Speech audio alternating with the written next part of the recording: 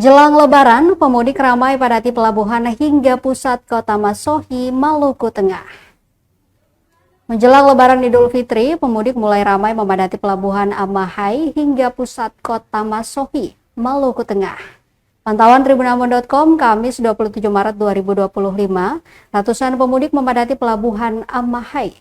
Rata-rata pemudik berdatangan dari kota Ambon dan sekitarnya, hendak bepergian untuk Lebaran Idul Fitri di kampung halaman. Sementara itu di pusat kecamatan Kota Masohi, berpusat di Terminal Binaya Masohi, puluhan pemudik hingga kendaraan roda 4 ramai parkir di terminal hingga bahu jalan dekat kawasan terminal. Para pemudik ini hendak pulang ke Seram Utara, Seram Selatan, Pulau Haruku, Banda hingga Pulau Saparua. Salma Raisyadina, 20 tahun, seorang mahasiswa dari Ambon mengaku ia berdesak-desakan saat naik kapal cepat dari Tulehu ke Amahai. Kata dia, penumpang cukup padat hingga sebagian penumpang tidak kebagian tempat duduk. Mereka pun harus rela duduk di lantai kapal atau memilih berdiri selama 2 jam perjalanan laut. Diakui ia dan teman-temannya hendak lebaran di kampung halaman, tepatnya di Kecamatan Tehoru, Maluku Tengah.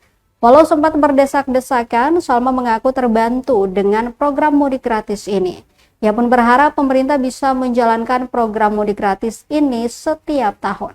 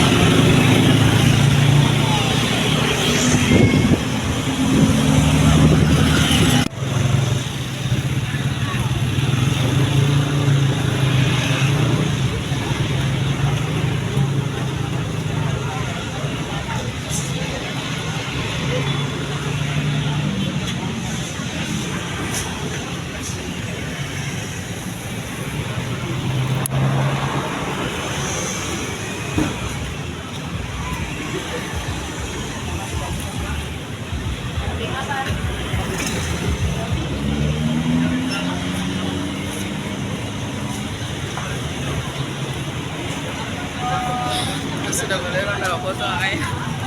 Sudah tunggu papel. Mama.